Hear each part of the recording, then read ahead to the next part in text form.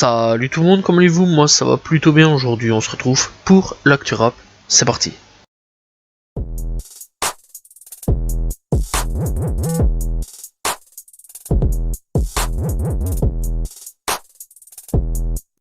Nous avons déjà le casting de la prochaine saison, donc de Nouvelle École. Et on aura tout simplement pas mal de nouvelles têtes, voilà. Donc on aura SLK, SLCrack, on aura Josué, Coelho, Useboy, que j'ai découvert il y a pas longtemps d'ici d'ailleurs, qui est vraiment très très bon. On aura Naira, LPEE, que je conseille vraiment, d'ailleurs j'ai été checké. En fait ça fait quand même quelques années, LPEE que je connais, ça fait 1 ou 2 ans, voilà, j'ai écouté tous ces projets, franchement je vous conseille vraiment.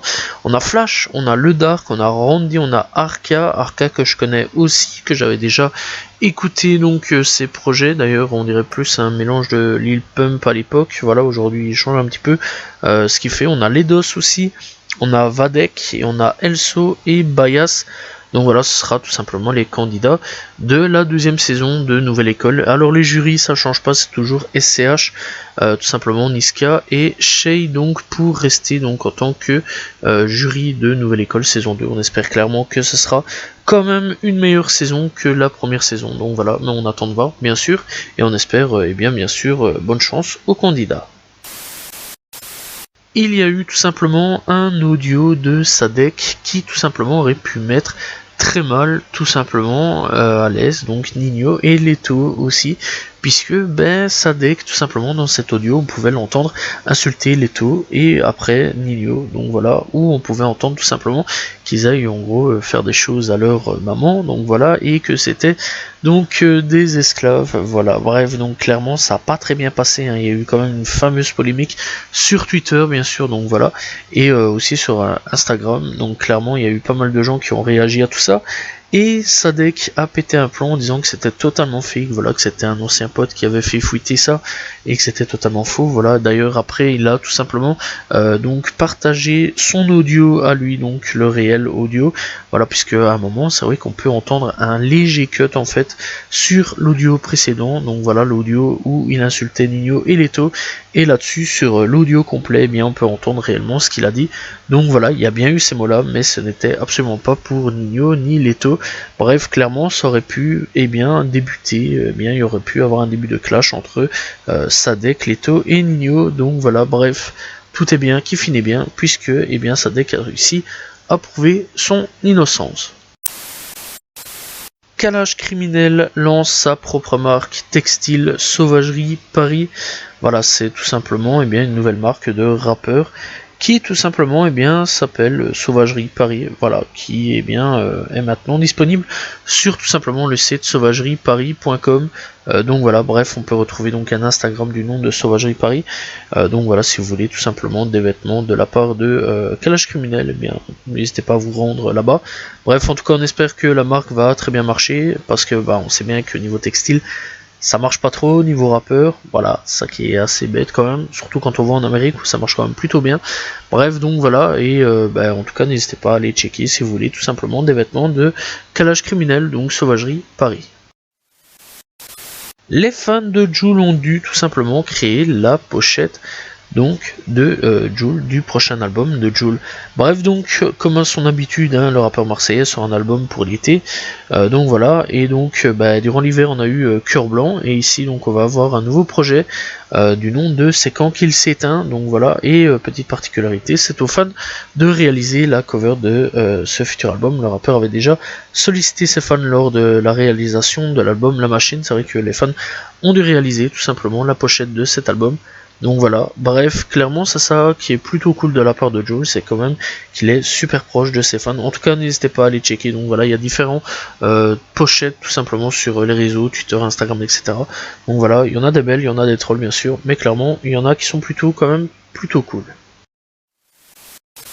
Bécard va partir dans toute la France, en tout cas, donc voilà, en passant aussi par la Belgique, puisque donc avec donc son projet Plus fort que l'orage, il a décidé tout simplement de faire une tournée. Donc voilà, le rappeur de Roubaix va parcourir les routes de France et aussi de Belgique avec une tournée inédite. Ainsi, des concerts à Metz, Bordeaux, Lille, Caen et Bruxelles sont programmés dans les prochains mois, tout simplement.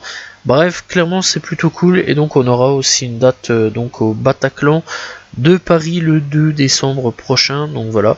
Et donc il dit: j'attendais la tournée de mon premier album depuis très longtemps, enfin trop longtemps. Comptez sur moi et mon équipe pour vous préparer un show digne de ce nom. On va tout faire retourner. J'espère que vous serez au rendez-vous, a confié tout simplement l'artiste sur son compte Instagram. Bref, en tout cas, n'hésitez pas à aller checker donc Becker, qui est vraiment un plutôt bon artiste que j'apprécie vraiment bien, et franchement son album est vraiment plutôt bon.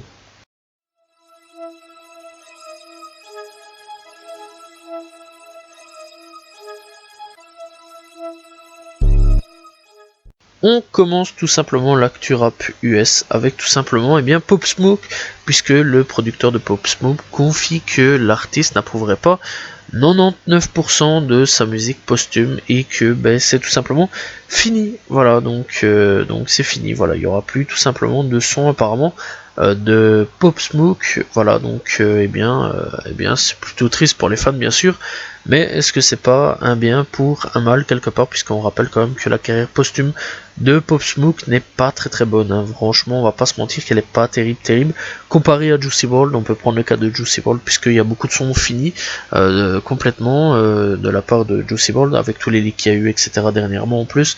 Donc voilà, et clairement je pense quand même que c'est la meilleure solution à faire, de stopper une carrière posthume quand il est encore temps, et de pouvoir tout simplement garder la mémoire, et donc aussi la musique tout simplement de Pop Smoke intacte. Snoop Dogg appelle tout simplement les artistes à boycotter les services de streaming, donc tels que Spotify, Deezer, etc. Bref, il dit tout simplement que je ne comprends pas comment on peut être payé avec cette... Quelqu'un peut m'expliquer comment on peut avoir 1 milliard de streams et ne pas recevoir 1 million de dollars? C'est le principal problème de beaucoup d'entre nous les artistes, c'est qu'on fait des gros chiffres, mais ça n'apporte pas d'argent. Où est l'argent? Bref, donc clairement on peut comprendre la frustration un peu de Snoop Dogg. C'est vrai quand même que qu'il y a pas mal d'artistes qui font des milliards de streams, etc., et qui sont pas payés non plus énormément. Donc voilà, ça c'est quand même plutôt triste, et c'est vrai quand même que l'argent devrait être là. Voilà, c'est vrai quand même que les services de streaming ne payent pas davantage, donc voilà, c'est vrai quand même que c'est assez problématique. Bref, en tout cas, on sait aussi que Snoop Dogg a été pas mal attiré par les NFT. Malheureusement pour lui, ça n'a pas du tout marché. D'ailleurs, le NFT a pas du tout marché non plus. Voilà, et clairement, on peut se demander si Snoop Dogg a pas fait une tentative tout simplement de NFT pour se barrer tout simplement des services de streaming pour du bon. Mais malheureusement, a fait marche arrière, puisque ça n'a pas marché pour lui ni pour le NFT.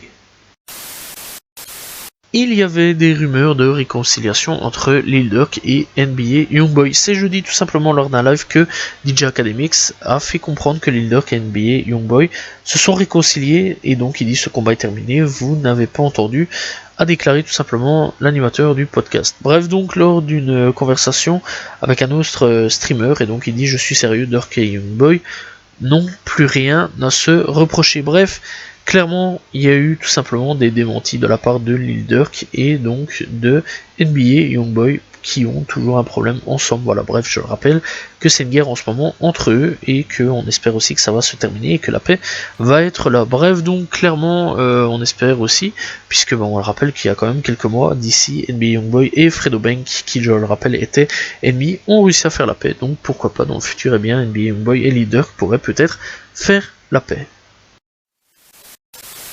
Une avocate dans l'affaire Rico YSL de Young Thug compte lancer un OnlyFans pour être assez bien payé. Bref, non, je déconne vraiment pas. Donc voilà. Tout simplement, elle a décidé donc de créer un compte OnlyFans. Dans une interview accordée à YSB TV, l'avocate de la défense Angela D. Williams, tout simplement, elle a déclaré que le Georgia Public Defender Council, organisme public qui l'emploie, ne fait pas assez pour s'assurer que les Géorgiens sans moyens s'offrent les services d'un avocat. En d'autres termes, elle laisse entendre qu'elle n'est pas assez bien payée pour représenter l'un des co-accusés de Young Thug. Cette affaire devrait durer environ 1 an, et si vous faisiez le calcul, cela reviendrait à $6 de l'heure, a déclaré Madame Williams.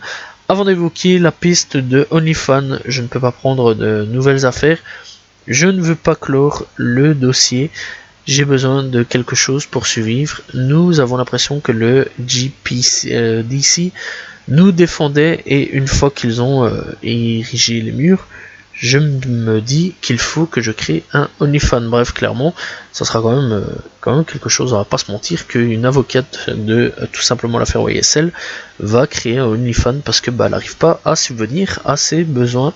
Bref, c'est quand même plutôt chaud, on va pas se mentir. Timbaland avec Notorious Big, est-ce que vous l'aviez vu venir? Clairement non du tout, puisque c'est une collaboration avec tout simplement une IA, réalisée grâce à une IA. Bref, on va parler un petit peu des IA, donc clairement qui c'est quand même assez chaud. Donc c'est tout simplement une collaboration virtuelle avec l'interprète donc d'Hypnotize, Big Popo, etc. Biggie qu'il y a eu donc avec Timbaland, donc voilà, et clairement on va quand même un petit peu parler des IA parce que j'en ai pas encore parlé depuis quelques temps, et pourtant on en parle beaucoup des collaborations IA, etc. puisque ça fait revenir pas mal de morts à la vie, les IA, donc voilà, et ça fait aussi des collaborations assez étranges qu'on n'aurait pas forcément peut-être entendu. Drake avec tout simplement The Weeknd, on a eu donc ici donc avec tout simplement Biggie et Timbaland, etc., etc., des sons qu'on connaît pas forcément, qui sont tout simplement inventés par une IA, etc. Bref, des sons complètement sortis de nulle part qui sont faits par des IA. Donc voilà, est-ce que c'est pas le début de la fin pour certains artistes? Telle est la question qu'on peut quand même se poser. Est-ce que les maisons de disques n'en profiteraient pas en ce moment pour sortir donc par le futur de nouveaux sons en disant que c'était tout simplement dans un disque dur, etc. Donc voilà, de la part de rappeurs morts tels que X, Mac Miller, Tupac. On peut aussi citer Pop Smoke, voilà, même si j'ai dit récemment qu'il avait arrêté, enfin que c'était fini sa carrière posthume. Bref, clairement, est-ce que c'est pas le début de la fin pour certains rappeurs? Donc voilà, telle est la question qu'on peut se poser aujourd'hui.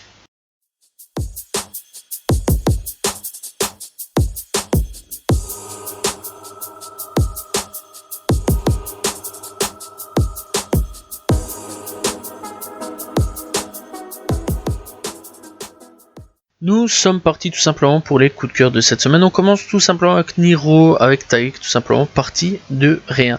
On a Fresh et Frénétique qui ont sorti Célèbre. Franchement, c'est un pas mal retour, donc voilà, que j'ai quand même plutôt bien apprécié. On a Lil Meibu qui est revenu avec Mathematical Disrespect, tout simplement. On a Didi Trix qui est revenu avec Trix Interlude qui fait vraiment plaisir. On a Nino qui a sorti Freestyle Level Up 1 tout simplement, lui aussi qui fait son retour. On a Deidi Osama qui a sorti Wu Hai Haim. On a tout simplement Mordabi qui a sorti Earthless, qui l'avait teasé depuis quand même pas mal de temps, d'ailleurs très bon son d'ailleurs. PGF Nuck qui revient avec Instakill. On a tout simplement aussi Billionaire Black qui a sorti Kill Bill, très bon son d'ailleurs. On a FBG Young qui a sorti Listen Close. On a tout simplement Rob 49 qui a sorti Pill Hate, très bon son d'ailleurs que j'ai quand même bien kiffé. Destroy Lonely qui a sorti Luke Killa, d'ailleurs qui a sorti un nouveau projet cette semaine. Bref, on a Taomi qui a sorti BLVD House Main, très bon son que j'ai quand même bien kiffé. On a Caris qui est revenu avec Penaduro que j'ai quand même bien kiffé aussi. HD La Relève qui est aussi une petite découverte pour ma part, avec tout simplement Hamza qui a sorti Elastiqué et Somebody. HD La Relève que j'ai écouté son projet cette semaine qui est vraiment excellent. On a Lancey Fox tout simplement que j'ai découvert et que j'ai vraiment bien kiffé, avec Lancey or Lancey que j'ai vraiment bien kiffé, que pour le moment je suis en train de bien retourner comme il faut. Bref, en tout cas c'était les coups de cœur de cette semaine, n'hésitez pas à aller checker.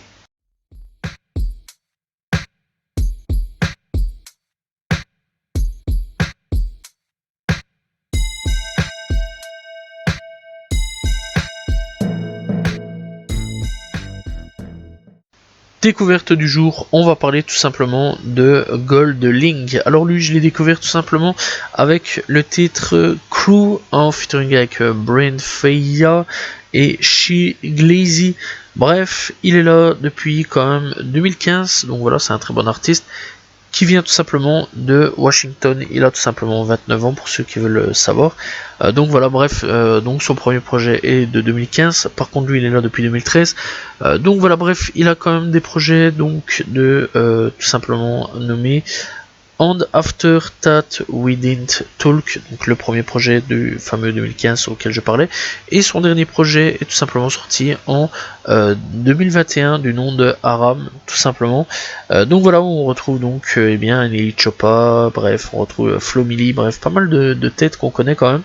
Donc voilà, n'hésitez pas à aller découvrir donc Goldling, un rappeur tout simplement de Washington. C'est très rare d'ailleurs quand je présente un rappeur de Washington, n'hésitez pas à aller checker Goldling, disponible sur toutes les plateformes de streaming.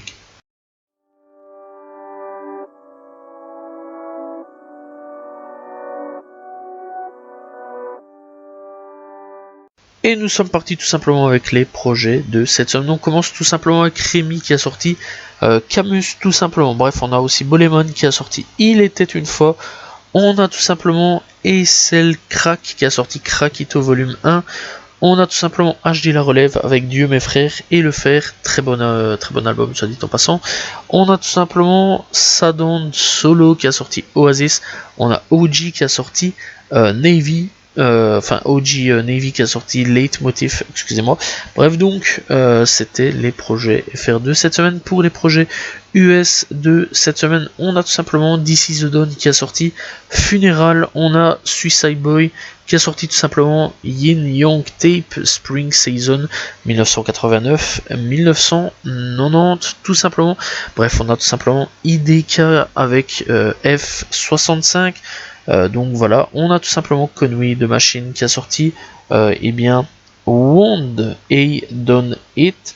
On a tout simplement Billy Woods qui a sorti avec Kenny Segal Maps. On a tout simplement DaBaby qui est revenu aussi avec Colda Fireman. On a Destroy Lonely qui a sorti If Looks Cold Kill. On a tout simplement Gilel qui a sorti Real Raw. On a Denzel Curry qui a sorti Life at Electric Lady. On a Armani White qui a sorti Road to Casablanca, très bon projet, soit dit en passant, je l'ai écouté. Reggie Beckton qui a sorti Sad Boy Volume 1. On a Omarion qui a sorti Full Circle Sonic Book. On a Q qui a sorti Soul Present. Alors Q, j'avais écouté ses projets précédents, j'avais plutôt bien apprécié. Bref, on a tout simplement Atmosphere qui a sorti So Many Authors. Reality Exist Simultaneously. On a Bus Driver qui a sorti Made in Love. On a Berner qui a sorti Arrogance is Ignorance One Shot Kill. On a tout simplement G. Dana qui a sorti Mayu A Goat. On a IKB qui a sorti Useful Music.